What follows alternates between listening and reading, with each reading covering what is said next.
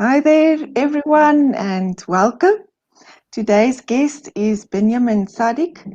He is part of the typology community and can share with us much about the possible link between presence and personality. So, welcome, Binyamin, and thank you so much for being here. Yeah, thank you for inviting me. It's my pleasure. Great. Would you like to tell us a bit more about yourself, please? No, I'm an engineer by trade, engineering physics. I got into typology young when I was like 10 years old. My dad first tested me, and since then I like to, I don't know, it's based on my type as well, but I like to think and explore thought, and I guess someone from the typology community who has a very revolutionary system invited me over, found my videos, invited me over, and ever since, I think this was like two and a half years ago, and so ever since I've been in the community and started a YouTube channel to, it's one thing to learn theory, but then it's another to see how it plays out in practice, and that's really what my channel was doing, is seeing how the theory actually plays out, and if typology is actually something real or it's just something cerebral that someone dreamed up and it doesn't have a connection. So that's really what my focus has been on. Yeah. Okay, yes, no, I agree definitely. And I've seen your channel and the videos and the interviews that you do, and I agree that you bring out the reality of typology and see how it works in real life. Yeah, well, I mean, like, to say that I bring it out is a bit, I don't know. Yeah, like I'm trying to more get the people to bring it out, the people to be honest, and to dig deep into them, get them to give us the answers on how. Because the thing about typology is everybody has a unique perspective on the world based on their functions and based on their preferences and all of this. So everyone has a very unique perspective, and the only way to learn that perspective is not from the theory side, it's from the person themselves. And that way they'll shed a little bit of light from the angle they're looking at the world from. I agree. Yeah. Can you please just shortly, for those viewers who do not know what is typology, perhaps give a brief description of that? Right. So typology is a discipline in psychology, and it's a way to, I guess it's personality typology, but it's more cognition. So we all have a way to process the world and to understand the world. We all have some specific needs that we're trying to, that we focus on. And so typology is trying to categorize people by these cognitive differences. And we're all mostly the same. We can all do everything, but there are still slight differences between us. That's why we're unique. That's why we have our own little idiosyncrasies and things like this. And so those slight differences is really what typology is interested in trying to catch and figure out why, and differentiate people into those kind of groups, categorize us in a way. Thank you very much. So let's perhaps think about the link between typology and presence, and just also to confirm that presence is about attuning to and connecting with the patient as a nurse or any caregiver, any healthcare That's right. giver or healthcare professional. So what are your thoughts about the possible link between typology and presence? Right. It's just a huge, I think there's a huge link between it. And I would like to give like little tips and little, anecdotal things, but it's like you have to see the full picture before you can actually get to what the question is asking, right? And so part of it is understanding yourself and understanding your own biases and understanding what you can grow as a person. Because if you don't know yourself, then you don't really know how to connect to someone else. And part of it is also understanding that everyone has different needs. Everyone's not the same as you. And it's easy to empathize with someone who's similar to you or the same as you, but someone who has a very different cognition and different outlook on the world, it's harder to empathize with these people. And I think typology can really bring about that understanding of the differences in people and how they're looking for something different than you are, and allow you to empathize in a way that you couldn't, in, I guess, a degree of depth that you couldn't if you didn't know Mm. the nuances of their personality. So you're saying that typology itself can help you to get to know yourself and to understand the perspective of the other person. That's right. Yeah. Yeah. Okay. Yeah.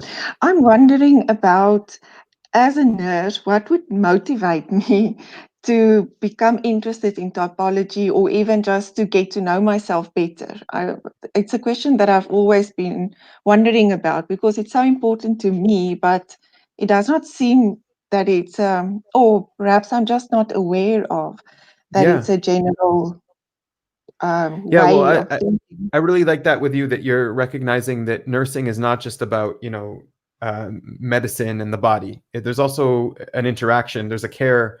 There's something. There's going above and beyond the call of duty, connecting with the person, and it also really depends on how many patients you have, what kind of nurse you are, and what kind of caregiver you are. Like if you're on a one-on-one intensive basis, then you're really going to want to know what makes the other person work, what they're looking for, their little nuances. And I think just the biggest thing you can take away from typology is something that's maybe obvious to a lot of people. It's that you get to know the person, get to know them, be open to who they are, and learn Mm. from them who they are. I think Mm. if you want to take a shortcut around typology, that's the biggest thing you can do. Is don't try to project yourself onto them. Try to see who they really are. Yes, that's definitely something that I've learned in my life from being a young nurse and not understanding why people respond the way they do. And also, perhaps sometimes that I wonder why patients do not appreciate nurses more. But then I need to understand that they have their own life world and their own experience and their own perspective. And I agree that typology can really play a role in helping us to understand one another better. That's right. Yeah. Yeah. Mm. Well said. Okay. So, can you perhaps give us a few examples of how you think different personality types would express presence and even Yeah. receive presence in different ways? Yeah. So typology, basically, you need some kind of system to differentiate people. You need some way to form some kind of dichotomy, like they're either this or this, right? Um, and all, even with those dichotomies, everyone's going to be on a different path of growth. So the system that I've chosen to use is objective personality, which encompasses a lot, but it doesn't matter which typology you're using. It'll shed a different insight and light on the person because you're dividing Mhm. them in a different way. You're choosing the axes that you want to divide the person, the population of the world by. And so everything will give you a different little insight. But so objective personality is based on Jungian psychology.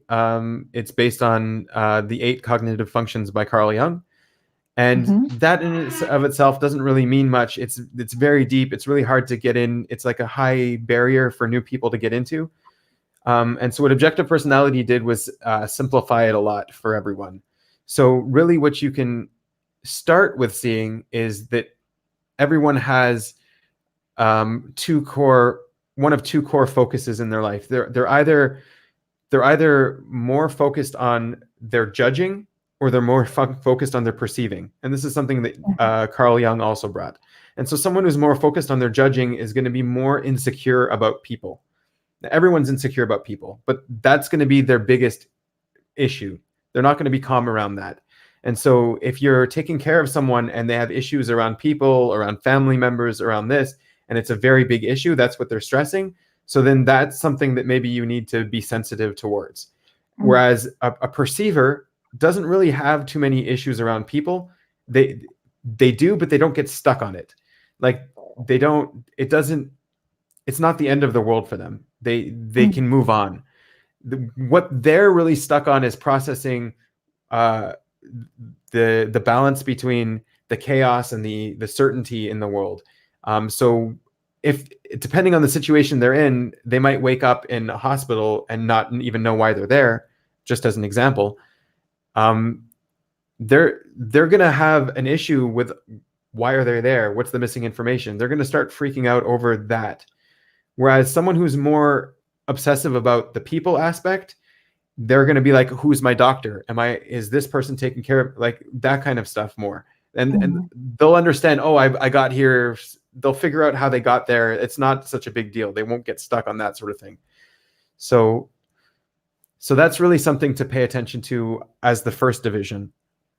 The second division that OP does is it goes into the four human needs. And so we all have all of these four human needs, actually. We all have, but we're dialed in and too focused on one of them. We're too focused on one, which means we're ignoring the other. So on the perceiver axis, the people who are more thrown off by the chaos and the control. So you either have someone who likes the chaos, they like the variety, and being stuck in a bed or being stuck with a care worker is going to be something that limits their freedom. It limits their ability to get the variety that they need in their life. They want that variety. And that's something that you could really be sensitive to as well. And on the other side, someone who's more on the side of certainty is going to be afraid of the chaos, be afraid of what the possibilities are, what could happen, about just afraid of the uncertainty. They want the certainty in their life. And so a caregiver can help give them that as well and be sensitive to that as well. Whereas on this is a big topic. So whereas on the judging axis, the people who are more stressed about the people, so we're either all in on significance, which is a human need. Everyone wants significance, to feel significant, to feel important. But some people are focused too much on their own significance, and they're not focused on the connection with other people. They're focused, right? And so someone who's on that level, they might think, who am I now? Does it affect who I am? Am I still going to be significant? Am I still important? And they'll be stuck with that on who's important in my life, who's coming to visit me. Whereas someone who's also stuck on the connection axis is also going to be in basically on that sort of thing, but they're not going to be as tied into their identity and their own significance. They're going to be giving up their significance constantly, and so to give to other people. And they might, if they're injured or something like this, they might feel, oh, I'm no longer useful. I'm way below everyone else now, and it might really hurt their self-confidence because they don't have that understanding of self-significance. So they are very not confident people, and they might have a big issue with that. And so as a caregiver and a nurse, you could fulfill a little bit of a role to help them process the people, or to help them feel more significant, or to help them feel more connected with other people. And I know some people don't have any family at all, and the only person they have contact with is a caregiver. And it's a large burden. And if you do it right, you can really change someone's life. Definitely. I could keep going. Yeah, I could keep going. Yes, So please, go on. yeah, the cognitive functions are. So we'll start again with the perceiving axis. So on the perceiving axis, there are people who are more tuned in with the perception of reality, and there are some people who are more like the sensory world, which you can touch and taste and smell, and that could also be very limited. And people who need the sensory world might want to go on more walks. They might want to have smells, have different tastes, or have very specific tastes, right? And it really depends if the so all of these functions are unconscious, but if the unconscious function is a personal function or it's a collective function. So this is what Jung talks about. There's the personal unconscious and the collective unconscious. And so if the sensory perception is collective, then they want to share sensory information. It's not personal. And they won't be as sensitive to it either. And they'll want it will be on the side of variety. So they'll want a lot of variety in their sensory. Someone who it's personal to them, the sensory experience, they'll want a lot of certainty in their sensory experience. They'll want the same meal that they've always had. They'll want things from their past, the trinkets. They'll want things to bring them comfort. Maybe the same kind of walk every day, or to know ahead of time what their schedule is going to be like, or things like this, where they have more certainty on their sensory experience in the world, to know what their day is going to look like, right? And then on the other side of the sensory is the intuition, which is really the part of our perception that is not reality, that is not the senses. There's no better way to explain it than that, other than what it isn't, intuition. And the people who are on the intuitive side, it could also be either personal or collective. And so people who are collectively intuitive, they won't be as sensitive about the intuition. They'll share their perceptions, whereas someone who's more sensitive on the intuitive side, it'll take them a while to open up about their intuition, about their worldview, right? And so that's something as well that you'll see on the judging axis, which I think is the most significant thing for caregivers, is the judging axis. It's what do they find personal? What's personal to them? Because you don't want to just start right away and dive into their personal world. You're a stranger, right? And so you need to start with their impersonal side to connect to them, and then slowly but surely get to their personal side, and to realize also that you have a personal side. And so if you know what your personal side is and you share something personal with someone else, it gives them incentive also to share with you. Like if you let someone in, then they're more likely to let you in. And the way to initially connect is on this collective side, the collective level. So on the judging axis, it's thinking and feeling. So some people, it sounds strange, but some people are less personal with their feelings. They don't mind sharing how they feel. They don't mind connecting with people about what they value, what's important, what the world needs, things like this.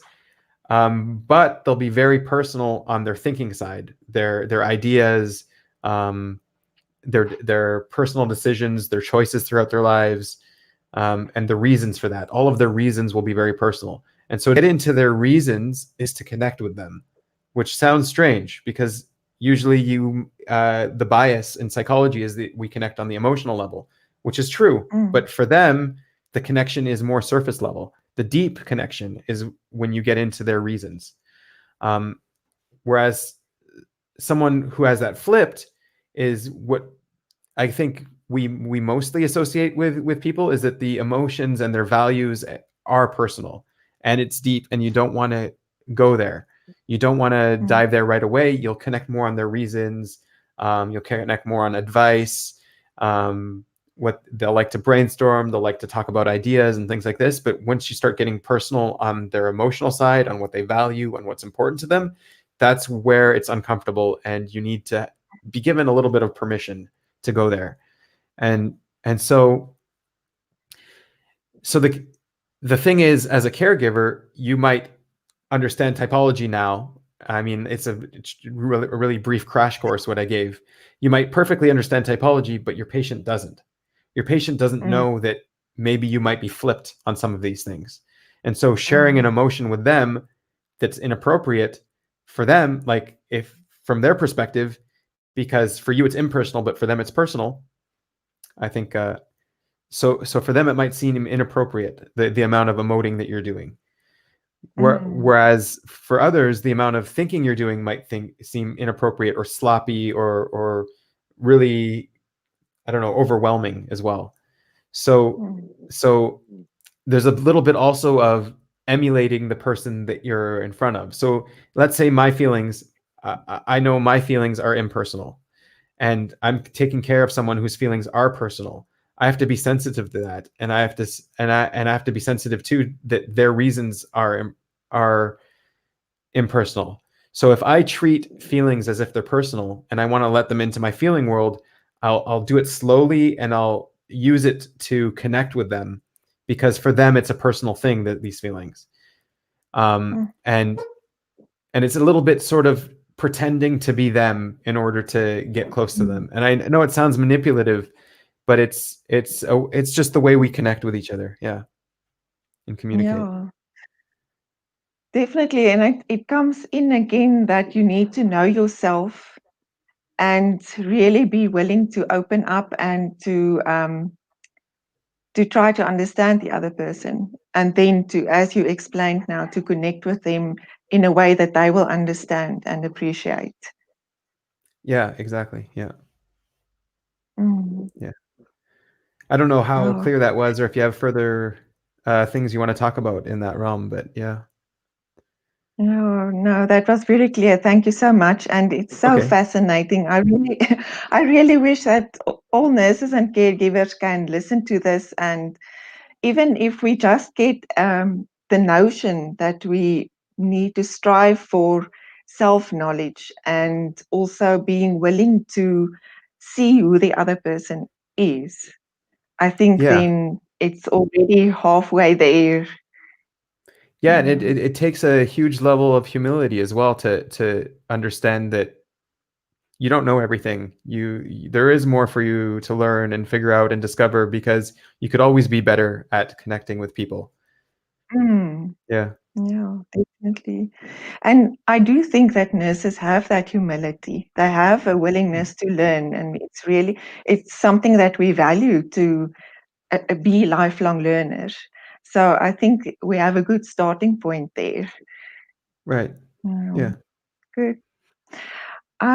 Would you like, and please tell our viewers about your YouTube channel and the things that you do there. And I'll also put a link in the description so that they can visit your channel and see what you are doing.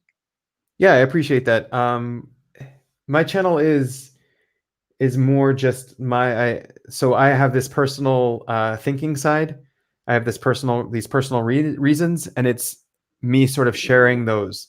And so I realized that I also need to share the emotional side, which is impersonal. But for me, the deep and the depth and who I am and to connect with me is through those reasons. And so that's kind of what I'm sharing on my channel with my videos. And then with the interviews, I'm learning from people, learning different perspectives and taking you on the way. There typology community is very large. There's many types of typology. Mm. I'm one of many YouTube channels there, and I also try to do a lot of outreach to other typology channels, to other people in the community, and to bring them on my show, to give them a voice, to ask them what they're doing, how they see typology, and things like that. So that's also something you'll see that I'm doing. Oh, And this is great. just, Yes. I hope to reach out as well and broaden what I'm doing. Yes, thank Yeah. you so much. I really think it's meaningful and it is valuable, and I'm going to look at this video again and learn from it again. So thank you so very much for that. Well, thank you for having me. Thank you for inviting me. I really appreciate it. Yeah, Thank and I really think a lot of people can benefit from this in their personal lives, in their marriages, with their children, and yes, with presence as well. Yes, I agree. Thank you so much. Yep. Bye. Have a good one. Bye-bye.